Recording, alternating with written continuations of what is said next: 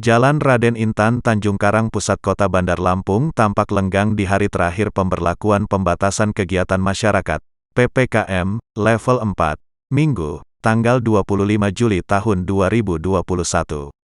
Pantauan tribunlampung.co.id, hanya ada beberapa pengendara saja yang melintasi jalan tersebut.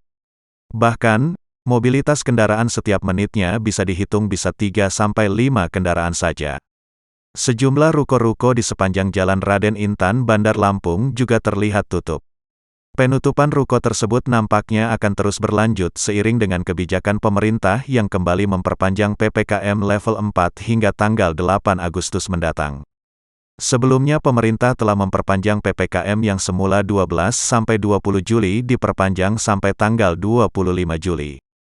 Namun, pada tanggal 24 Juli kemarin, pemerintah secara resmi menyampaikan akan kembali memperpanjang PPKM level 4 sampai tanggal 8 Agustus tahun 2021.